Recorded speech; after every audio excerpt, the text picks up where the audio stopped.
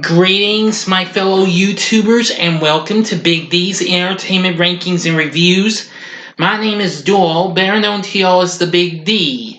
So now I'm going to bring to y'all another review of the Omen franchise. This time I bring to you Damien Omen II from 1978. Once again, produced and released by Fox. This film was directed by Don Taylor, since Richard Donner was Splitsville and was directing Superman, which would be released the same year. The film stars William Holden, Lee Grant, Jonathan Scott Taylor, who would play a teenage Damien, Robert Foxworth, Lou Aries in one of his final films, Sylvia Sidney, Nicholas Pryor, Lance Henriksen, Elizabeth Shepard, Alan Arbus, and Lucas Donat. Now then, this takes place just shortly after, well, the first few minutes takes place shortly after a week after the events of the first one, and then we go to 7 years later. Now then, we start out by seeing, the only one survivor of the previous movie. Now then, before I get into the review, I will advise you to stop the video before I go into this review, because I'm going to give this whole story, because I've seen this movie numerous times and what have you. And I would suggest you watch it, but if you haven't watched this, you've got 5 seconds to stop this video, so here we go.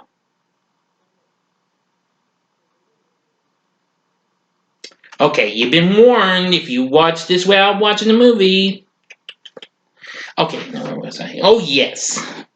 Now, Bugenhagen, who you know gave Robert Thorne the 7 Knives of Megiddo in the first movie, is meeting with this guy named Michael. Let me see. Yes. He has come to tell him that Yigael's Wall has appeared, and reveals to him about Damien Thorne being the Antichrist, and told him what happened, and now he has gotten the knives back and what have you. So informs him that Damien is in Chicago living with his father's brother, and now I must send this box. There was a letter inside explaining everything. But he insists on having Michael come with him to see Yigael's Wall. So they take him to Bugenhagen takes Michael to a local ruin to see the mural of Yigael's Wall, which was said to have been drawn by a monk who saw the devil and had visions of the Antichrist, as he would appear from birth to death. Apparently, they actually discover, after Michael's seen all sorts of other mysterious statues and what have you, including the Whore of Babylon, they are soon caught after seeing the young Damien's face. And soon they are buried alive as the tunnel collapses on them.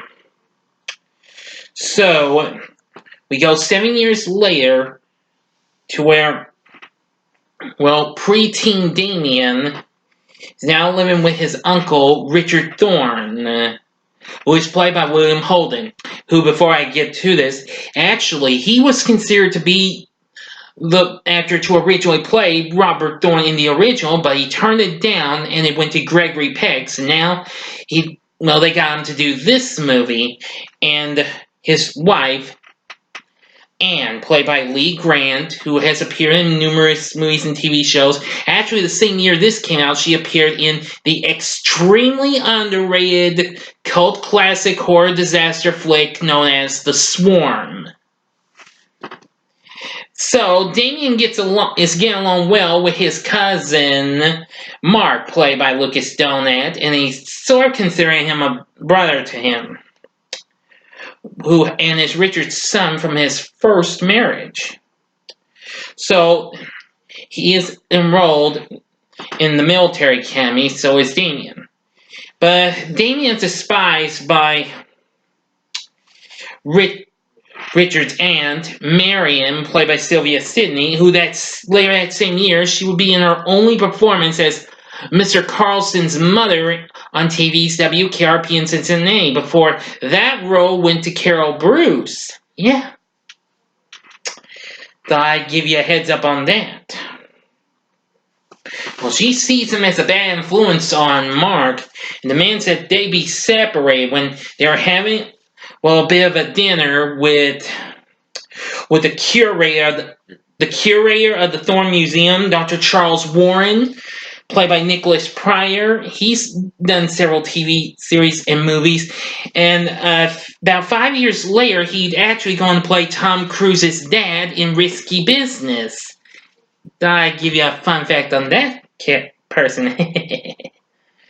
Anyway, so apparently they are seeing a slideshow, and then they see, a good friend of Dr. Warren's, Joan Hart, who is coming to interview Richard, but he's not too thrilled with this, and because he's not comfortable with doing reviews. I mean, interviews. God, I'm about to tongue-tied, sort of. Interviews. But apparently, unbeknownst to them, a black raven appears outside the window to, Marion's room and causes her to have a heart attack. Yeah, a coronary. So we go on to the next morning at the military academy, where they soon get to meet where Damien and Mark get to meet their leader at the academy, their teacher, Sergeant Daniel Neff, who is played by Lance Henriksen, who would later go on to appear in the Alien franchise. Which, of course, Alien would be released the following year from Fox. And that would be another big franchise for them, since The Omen became Fox's second big franchise after Planet of the Apes, and before they even gave us the original Star Wars, which came out after the first Omen, and the year before this one. Yeah. So, I will say that once they get to introduce to Sergeant Neff, they get acquainted, and, meanwhile at Thorn Industries, manager Paul Buer, played by Robert Foxworth, suggests expanding the company's operations into agriculture, but however, the project is shelved by senior manager Bill Atherton, played by Lou Aries. He calls his intention of buying, Paul's intention of buying up land in the process unethical. So, of course, we get to meet one of the workers there, David Passerian, played by Alan Arbus. He did lots of shows as well. He actually would go on to would actually be appearing as a supporting character on TV's MASH. Can't remember who he played, though, but anyway. Things start going on, and all that jazz. Let me see now.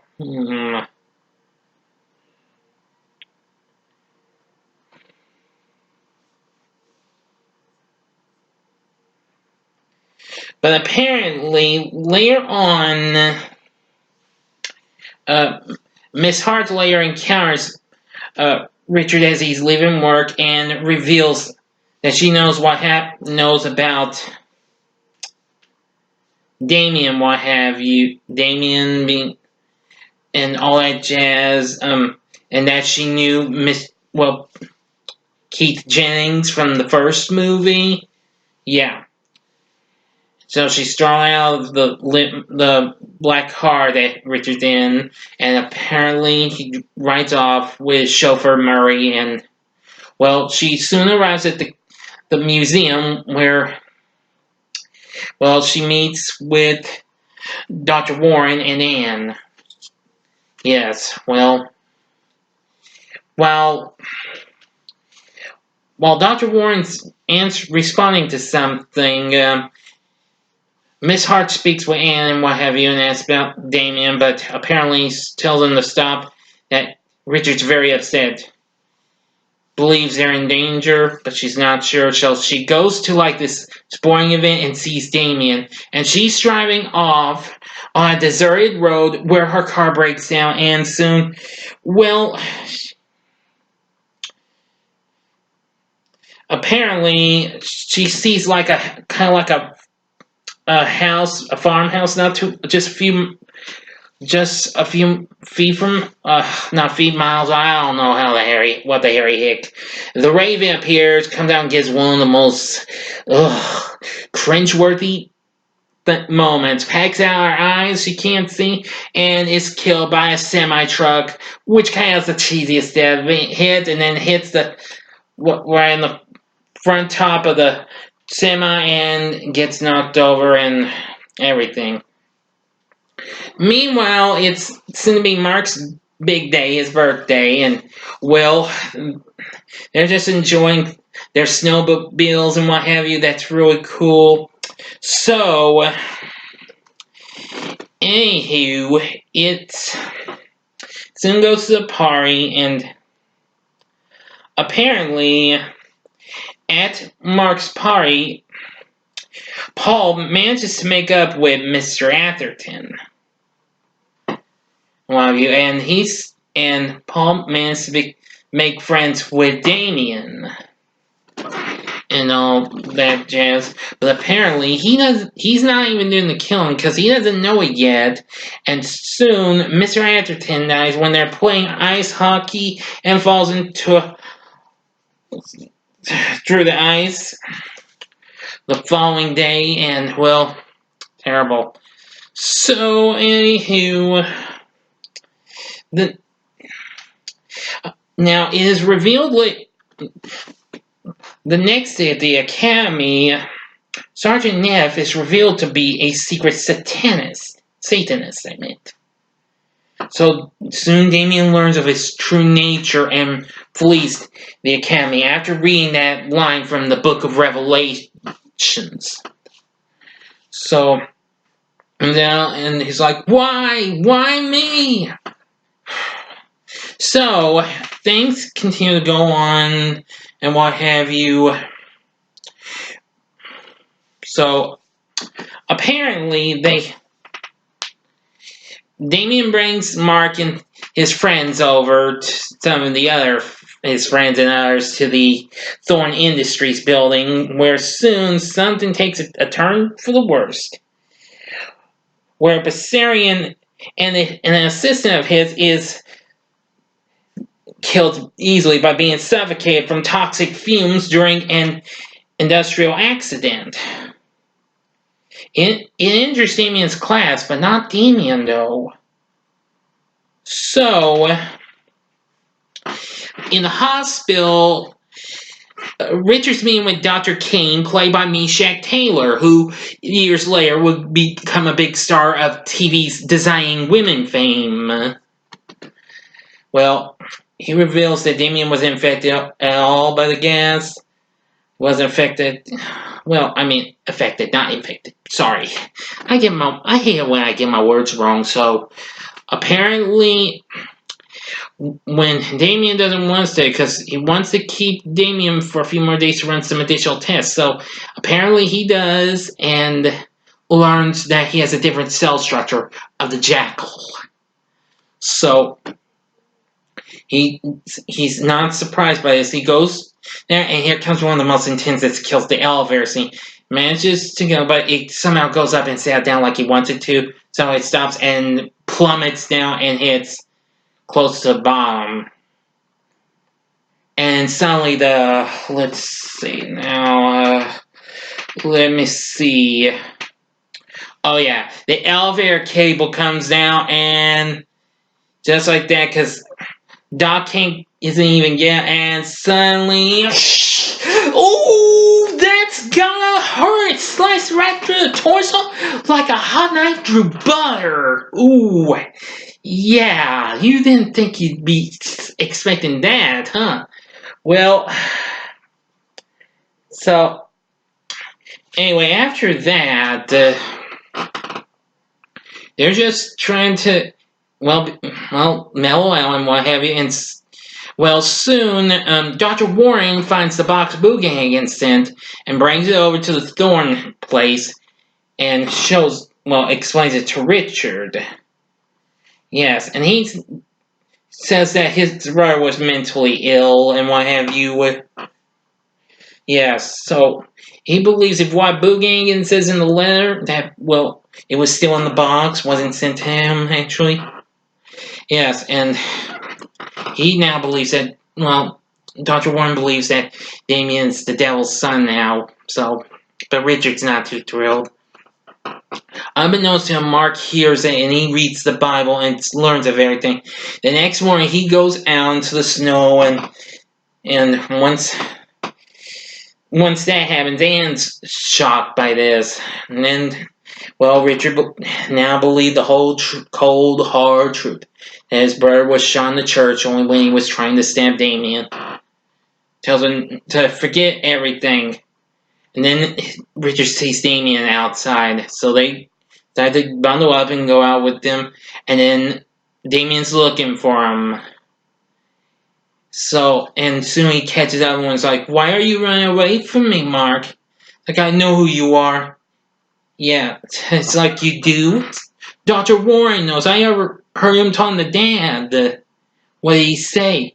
He said the devil created his image on earth. He's shot the devil. What else did he say? Boy, say it, Mark.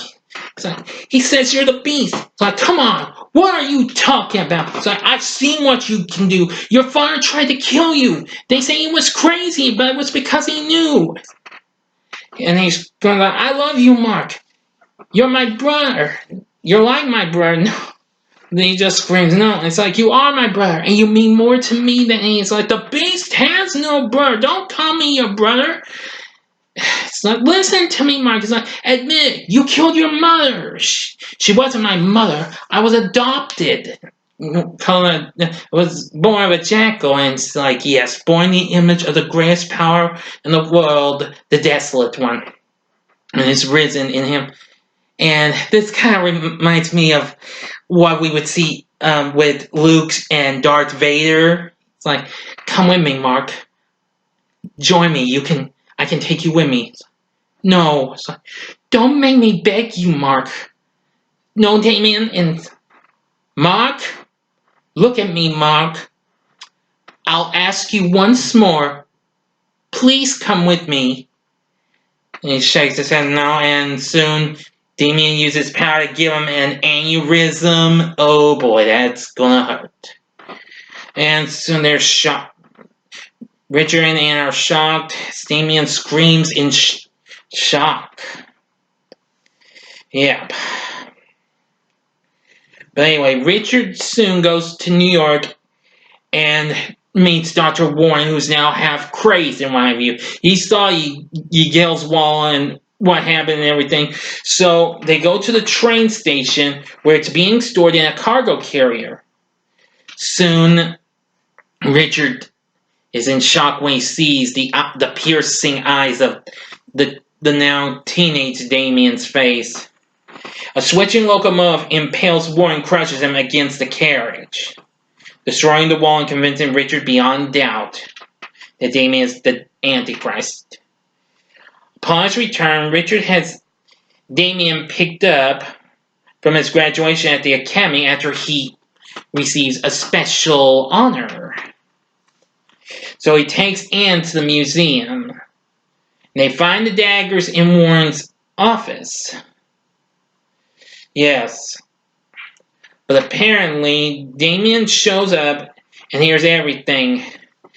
Richard says he's got to die.